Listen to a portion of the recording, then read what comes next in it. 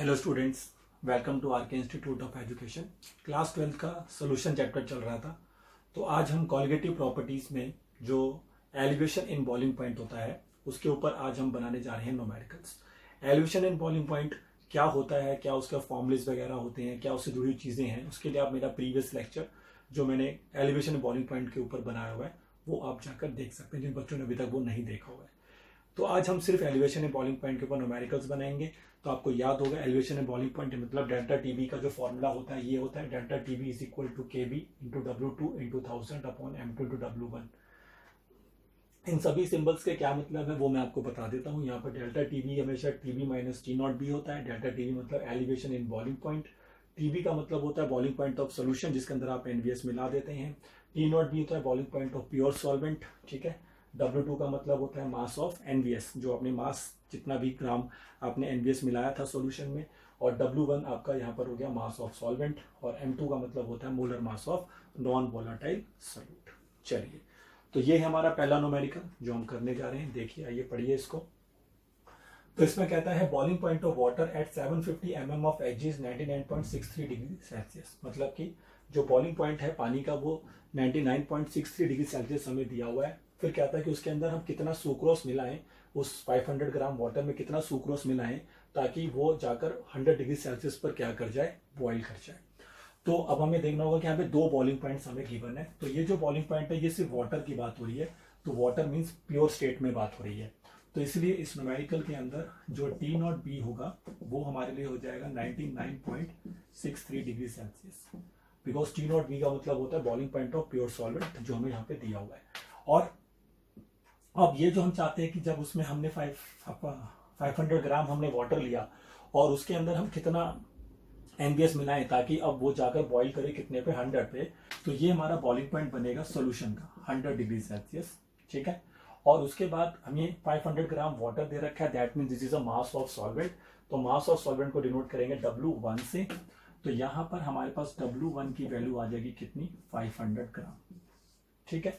अब इस क्वेश्चन में हमें निकालना क्या है, इस क्वेश्चन में हमें ये निकालना है कि कितना हम सुक्रोस मिलाएंगे किसके अंदर, उस 500 ग्राम वाटर के अंदर। That means we have to find the mass of NVS. Sucrose यहाँ पे एनवीएस है। तो उसके लिए अब हमें W2 यहाँ पर फाइंड करना है। We have to find W2। ठीक है, W2 हमें फाइंड करना है। तो उसके लिए हमें डेल्टा टीबी चाहिए होगा। तो डेल्टा टीबी की वैल्यू हम यहाँ से निकाल सकते हैं। ये देखिए, डेल्टा टीबी का फॉर्मूला देखिए क्या है, TB minus T not be. तो डेल्टा टीबी को निकालने के लिए आप 100 डिग्री सेल्सियस में से माइनस कर देंगे 99.63। तो यहाँ से डेल्टा टीबी की वैल्यू आपके पास कितनी आ जाएगी, 0.37 डिग्री सेल्सियस। तो ये हमारा डेल्टा टीबी हो जाएगा यहाँ पर। ठीक है। यहाँ पे वाटर का जो केबी है वो उन्होंने दिया नहीं है, बट जब आप एग्जाम में क्वेश्चंस बनाएंगे तो आपको केबी की वैल्यू जहाँ पे गिवन होती है। फिर भी अगर आपको नहीं है तो आप केबी की वैल्यू याद रखिए। वाटर के केस में जो केबी की वैल्यू होती है वो आपको यहाँ पर लेनी होती है। वाटर के केस में जो केबी की वैल्यू होती है वो 0.52 के अराउंड होती है। ठीक है। तो वो आपको याद भी रख लीजिए, वैसे अगर नहीं भी रखेंगे तब भी कोई दिक्कत नहीं है। तो केबी का वैल्यू यहाँ से आ जाएगा 0.52 और इसका यूनिट होता है केल्विन केजी पर मोल। ठीक है। तो ये हमारे पास इसकी यूनिट्स हो गई। अब W2 हमें फाइंड करना है, सारा डाटा हमारे पास आ गया, एक्सेप्ट हमें यहाँ पर M2 चाहिए होगा। M2 मतलब molar mass of your NVS. तो मोलर मास ऑफ एनवीएस हम निकालेंगे। अब सुक्रोज का फॉर्मूला क्या होता होगा ना, सुक्रोज का फॉर्मूला जो होता है ग्लूकोज, सॉरी मैं ग्लूकोज कह रहा हूँ, शुगर के साथ ही मैच करता है। तो सुक्रोज का जो फॉर्मूला होता है वो होता है आपका C12H22O11। ठीक है। तो इस हिसाब से आप इसका मोलर मास निकाल लेना। ठीक है। तो आप निकाल लेंगे 12 इंटू कितना करेंगे, 12 है ना, 12 इंटू 12 भी करेंगे, 22 को 1 से इंटू करेंगे और 11 को 16 से इंटू कर लेना। तो आपको इसका जो मास मिलेगा वो 342 ग्राम पर मोल मिलेगा। ठीक है। तो सुक्रोज का मास जो है वो, उसका फॉर्मूला जो है वो यही है जो कि शुगर का फॉर्मूला होता है C12H22O11। तो बस अब आप फॉर्मूला इंप्लीमेंट कर दीजिए। डेल्टा टीबी इक्वल टू बताइए क्या है, केबी इंटू में W2 फिर इंटू में 1000 और होल डिवाइडेड बाय हम करेंगे M2 इंटू में W1 इन ग्राम। ठीक है। तो अब यहाँ से हम W2 के लिए फॉर्मूला बना लेते हैं। तो हमारा फॉर्मूला बन जाएगा delta TB multiply by M2 multiply by W1 whole divided by में केबी इंटू में 1000। तो ये सारी वैल्यूज आइए यहाँ पे हम पुट कर देते हैं। तो डेल्टा टीबी हमने निकाला था 0.37, M2 हमने निकाला 342, W1 की वैल्यू हमारे पास थी 500, होल डिवाइडेड बाय KB हमारे पास है 0.52 और इनटू में 1000। ठीक है, तो ये हमने सारी वैल्यूज जो है यहाँ पे पुट कर दी हैं। अब इसको अगर आप सॉल्व कर लेंगे तो आपका आंसर यहाँ से आएगा 122 ग्राम। ठीक है, वो आप कैलकुलेशन कर लेना, 122 ग्राम इज योर आंसर। तो आई होप ये न्यूमेरिकल आपको समझ में आया होगा। पहले न्यूमेरिकल को ध्यान से पढ़िए, गिवन चीज़ों को उनके सिंबॉलिक फॉर्म में लिखिए और फिर देखिए कि आपको यहाँ पे क्या फाइंड करना है, तो उसके अकॉर्डिंगली आप फॉर्मूले को मैनिपुलेट करिए और आंसर आ सकता है आपका। ठीक है, तो इसे कॉपी करिए, फिर हम नेक्स्ट न्यूमेरिकल की ओर चलते हैं। फिर उसके बाद चलिए,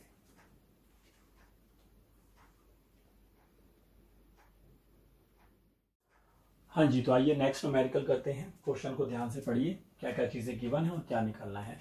A solution by dissolving 1.25 gram of oil of winter green. Oil of winter green एक ऑर्गेनिक कंपाउंड होता है जिसका कॉमन नेम विथ जो है ऑयल ऑफ विंटर ग्रीन भी कहते हैं और वैसे इसका नाम मिथाइल सैलिसाइलेट भी होता है।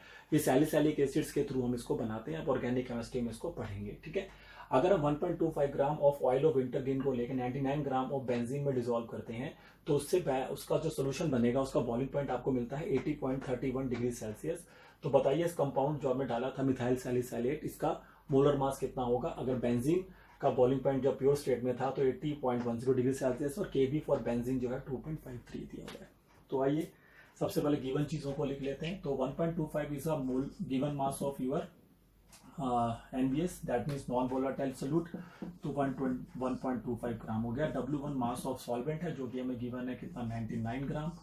उसके बाद अब हम यहाँ पे ध्यान से देखें तो this is T0B. T0B is here 80.10 degree Celsius because 80.10 degree Celsius benzene का बॉइलिंग पॉइंट था प्योर स्टेट में, and the TB is here 80.31 degree Celsius. ठीक है, तो अब हम डेल्टा TB यहाँ से निकालेंगे तो वो हो जाएगा TB माइनस T0B।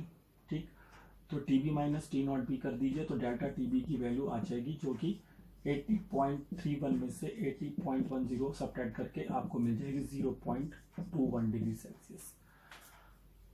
ठीक है, तो अब हमारे को क्या फाइंड करना है, molar mass of your NBS, that means M2 हमें यहाँ पे फाइंड करना है। तो अब इस फॉर्मूले को M2 के लिए मैनिपुलेट कर दीजिए। ठीक है, मैं डायरेक्टली लिख रहा हूँ, ध्यान से देखिए। तो इस फॉर्मूले को अगर आप M2 के लिए मैनिपुलेट करते हैं तो ये फॉर्मूला आपको दिखाई देगा, ध्यान से देखिए कैसे। ये फॉर्मूला बन जाएगा KB multiply by W2 into में 1000 एंड होल डिवाइडेड बाय इधर आ जाएगा आपका डेल्टा TB मल्टीप्लाई में W। तो बस अब आपको यहाँ पे सारी वैल्यूज पुट करनी है और आपका आंसर आ जाएगा। देखिए, तो KB हमारे पास है कितना बताइए, KB इस क्वेश्चन में गिवन है, ये रहा KB इज हियर 2.53। ठीक है, केल्विन kg पर मोल। तो ये सारी वैल्यूज में डालिए, तो KB की जगह पे डाल दिया मैंने 2.53, W2 हमें गिवन है 1.25।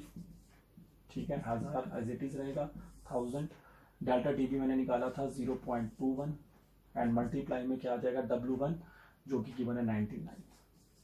तो इसको अब आप सॉल्व करेंगे आराम से बैठ के, तो इसका आंसर आपको मिलेगा 152 ग्राम पर मोल। ठीक है, तो दिस इज योर आंसर। ठीक है, बस सीधा फॉर्मूला बेस्ड न्यूमेरिकल्स हैं, बस ध्यान से देखिए क्वेश्चन में क्या चीज़ गिवन है और क्या चीज़ आपको फाइंड करनी है। तो इस क्वेश्चन में हमें मोलर मास निकालना था NBS का जो कि हमने डिसॉल्व किया था बेंजीन एज अ सॉल्वेंट उसमें लिया हुआ है। चलिए, तो इसको कॉपी करिए, फिर नेक्स्ट न्यूमेरिकल की ओर चलते हैं। तो आइए अब क्वेश्चन नंबर 3 बनाते हैं। इसमें आप ध्यान से क्वेश्चन पढ़िए। तो कहता है calculate the boiling point of solution containing 0.456 gram of camphor जिसका मोलर मास दिया है 152 ग्राम पर मोल, जिसको डिसॉल्व किया गया है 31.4 ग्राम ऑफ एसीटोन में। एसीटोन जब प्योर स्टेट में था तो उसका बॉइलिंग पॉइंट ये है और KB भी हमें एसीटोन का दिया हुआ है। तो आइए गिवन चीज़ों को लिख लेते हैं पहले। तो सबसे पहला चीज़ हमें दिख रही है मास ऑफ NBS यानी मास ऑफ सोल्यूट जो कि हो गया 0.456 ग्राम, क्योंकि कैम्फर यहाँ पर हमें सोल्यूट का काम कर रहा है। और जिस पर हम डिसॉल्व कर रहे हैं मास ऑफ सॉल्वेंट वो हमारे पास आ गया यहाँ से कितना 31.4 gram. This is your mass of solvent and molar mass of solute भी हमारे को गिवन है क्वेश्चन में 152 ग्राम पर मोल। और साथ ही साथ अब हमें ये गिवन क्या है, boiling point of pure acetone. Pure acetone का जो बॉइलिंग पॉइंट है वो हमें गिवन है, दैट मीन्स हमें TB भी गिवन है यहाँ पे।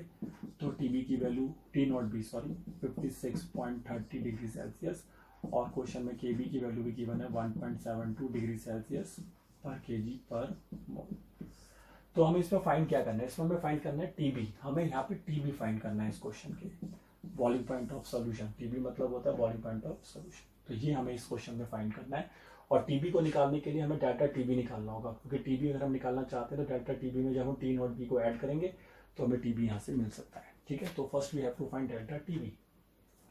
तो डेल्टा टीबी के लिए फॉर्मूला लगा दीजिए। क्या फॉर्मूला है, के बी मल्टीप्लाई में W2 इंटू में 1000 होल डिवाइडेड बाय, यहाँ पर आ जाएगा आपके पास M2 और इधर आता है W1। एक चीज़ मैं आपको बताना चाहूँगा कि कभी कभार आप देखते हैं जो केबी होता है वो डिग्री सेल्सियस में होता है, कभी केबी केल्विन में होता है। देखिए, अब हो सकता है कि आपका जो बॉइलिंग पॉइंट चल रहे हैं वो डिग्री सेल्सियस में चल रहे हैं और केबी आपका केल्विन में हो, तो आप उसको चेंज करने की जरूरत नहीं है। ठीक है, आप उसको डिग्री सेल्सियस में लेके ही पुट कर दीजिए, कोई दिक्कत नहीं, क्योंकि मैग्नीट्यूड तो सेम ही रहेगा ना।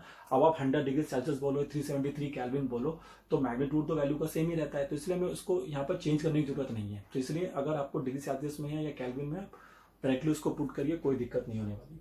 ठीक है, तो अब यहाँ से हम डेल्टा टीबी की वैल्यू देखते हैं क्या आएगी। केबी की जगह पे हम रख देंगे 1.72, W2 हमारे पास कितना है 0.456, इंटू में आ गया 1000 और इसको डिवाइड करेंगे किससे, M2 जो कि गिवन है हमारे को 152 और मास ऑफ सॉल्वेंट कितना गिवन था 31.4। तो इस डाटा को अगर आप सॉल्व कर लेते हैं तो ये सॉल्व होने के बाद आपको मिलेगा 0.16 डिग्री सेल्सियस। ठीक है, तो ये आपका डेल्टा टीबी यहाँ से आ गया। अब हमें टीबी निकालना है, तो टीबी निकालने के लिए अब हम क्या करेंगे, हम इस लॉजिक को यूज कर लेंगे कि टीबी इज इक्वल टू होगा डेल्टा टीबी में क्या ऐड करना होगा, टी नॉट बी। ठीक है, इस फॉर्मूले से आप देख सकते हैं डेल्टा टीबी में अगर टी नॉट बी ऐड करें तो टीबी आ जाता है।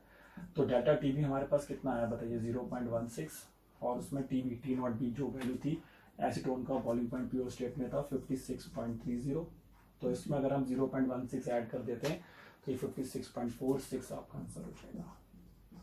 तो दिस इज योर आंसर। ये आपका बॉइलिंग पॉइंट ऑफ सॉल्यूशन आ जाएगा, जो कि हम तब मिलेगा जब हम कैम्फर 0.5456 कैम्फर लेंगे और उसको हम 31.4 ग्राम एसीटोन में डिसॉल्व करेंगे। तो एसीटोन का बॉइलिंग पॉइंट इंक्रीज होगा और इंक्रीज होने के बाद कितना हो जाएगा 56.30 से कितना हो जाएगा 56.46। तो अभी तो हम इसको कहते हैं elevation in boiling point. Clear हो रहा है आपको क्वेश्चन नंबर 3? तो देखिए, बहुत ईजी न्यूमेरिकल्स हैं, सिर्फ थोड़ा बहुत कैलकुलेशन है और उसके बाद डाटा का अंडरस्टैंडिंग अच्छा होना चाहिए, क्या चीज़ गिवन है और क्या चीज़ आपको निकालना है। तो आप इजीली इस तरह के न्यूमेरिकल्स को यहाँ से सॉल्व कर सकते हैं। ठीक है, तो इसे कॉपी करिए, फिर आगे बढ़ते हैं।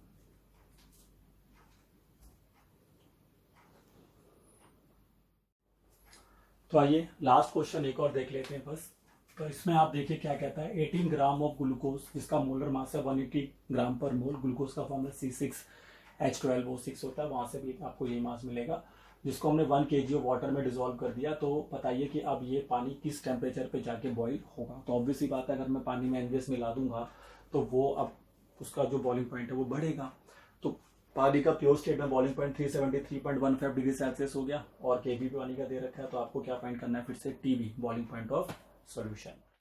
तो गिवन चीजों को लिख लेते हैं पहले। सबसे पहले हमारे पास यहाँ पे दिख रहा है W2 जो कि हमारे लिए हो गया 18 ग्राम। उसके बाद M2 भी हमें दिख रहा है जो कि हो गया 180 gram per mole. Given mass of the solvent हमारे पास है 1 kg। 1 kg का मतलब हो गया 1000 ग्राम। ठीक है, और केबी और टी नॉट भी तो गिवन है। ठीक है, तो यहाँ से अब हमें डेल्टा टीबी निकालना होगा, क्योंकि डेल्टा टीबी आ जाएगा तो तभी हम टीबी भी फाइंड कर सकते हैं। तो आइए पहले डेल्टा टीबी निकाल लेते हैं।